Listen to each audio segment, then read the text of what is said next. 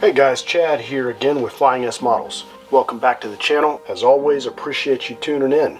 I really only build models on commission, and I don't keep anything that I build. So I'm always having to pack up models to ship to customers. I get asked all the time by fellow modelers, what's the best packing method to use if you've got to transport or ship your models? So I thought I'd take a little bit of time to show you what method I've used with great success over the years. To demonstrate this, I'm going to use a recently completed 1/72 Airfix Spitfire, and I'll show you the materials that you need to pack it up safely for transport. The first thing, obviously, you'll need a box. Alright, so this is a small model. I'll just use a small box. Some what I call pillow foam, some polyfill pillow batting, some tie wraps, a Sharpie, regular ballpoint pen, X-Acto knife, and I use a straight blade cutter. And I'll post a link to these materials in the video description below in case you want to go onto Amazon and pick them up. The first step is to trim the pillow foam to match the dimensions of the box. For this, I'll just use my Sharpie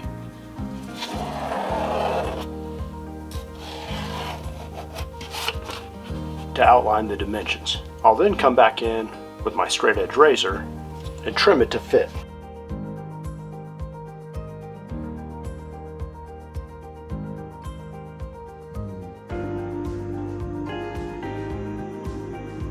Now check to make sure that the fit is nice and snug, but not too tight. You don't want the foam to flex with the model attached when you go to put it back in the box. This one's a little too snug, so I'm going to trim it just a bit on each side. Now we want the model to sit on the foam base, and we'll attach those with the tie wraps. But if you look at it here, you don't want to do it in a way that the landing gear could get damaged in shipping, or the propeller, or the antenna. So what I typically do, I like to ship most of my models upside down. I'll lay it on the foam base like so. I'll come in and basically outline the shape of the model and the prop and cut out those features so that the model sits down inside the foam block and the top of the wings are flush with the top of the pillow foam. It's kind of similar to the method that a lot of guys use to organize their toolboxes, and they put basically cutouts for each tool into a foam piece and then put that larger foam piece inside the tool chest.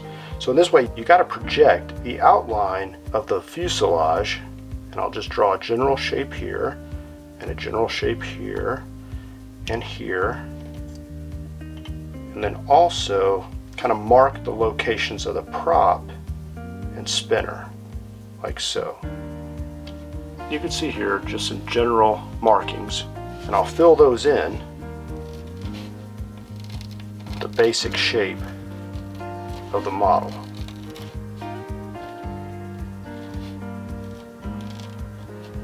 These are going to be the parts that we actually cut away. I'll use the X-Acto knife to do that. Now I don't want to go all the way through. Again, I just want to go deep enough that the model will sit with the wings flush on the top of this pillow foam. Something about like that. Carve out where the prop will go. So with the foam cutout carved out, make sure to go extra deep here for the antenna and a little bit wider here for the propeller. That way, if there's a little bit of shift during transport, those things won't touch the foam base. And then you can just insert the model right in there, like so. Now it's time to strap it down to the base. That's what I use the tie wraps for here. So in order to determine where to put the tie wraps, I usually just pick a spot on the wing that's not around any type of wing pylon or any type of pitot tube. So something about right here is nice. I mark a front and back. I do the same thing on this side. And then sometimes I'll also fix the fuselage. In this case, The model is super light, so I don't think I'll need to do that. So I'll put 2 straps in to hold it down to the foam base. So now I just come in with the X-Acto knife. I go right where I marked the holes. I just punch all the way through. Do it over here. And on this side as well.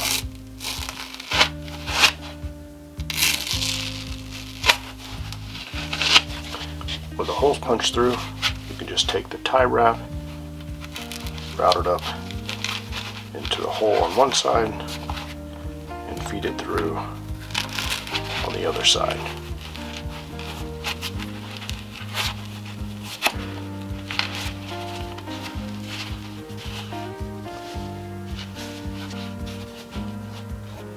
Now sometimes if I use a thicker base on a larger scale model, I'll have to attach a second tie wrap to it to make it a little extra long. Now with the 2 tie wraps on, you take the model, set it back in, like so. And then I don't like to have the tie wraps actually pressed up against the wing, so I make a little bit, I just cut some of these leftover foam pieces and I put them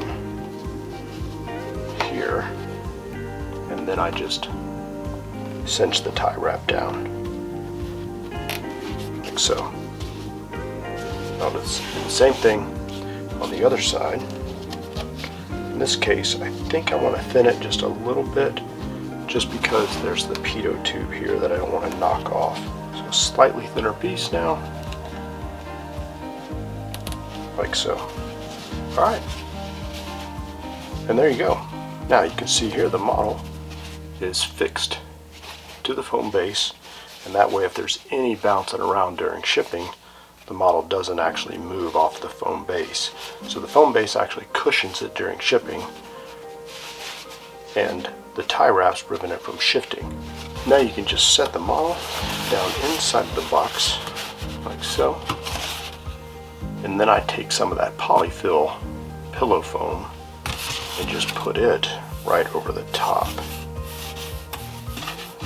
That way, if for any reason the base were to actually come away from the bottom of the box and shift up, the polyfilm will cushion it and prevent the model from actually touching the top of the box.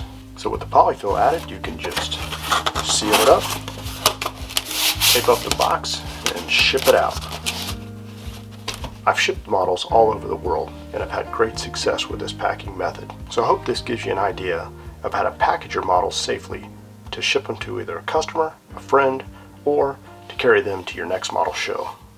I appreciate you tuning in again, and we'll see you next time.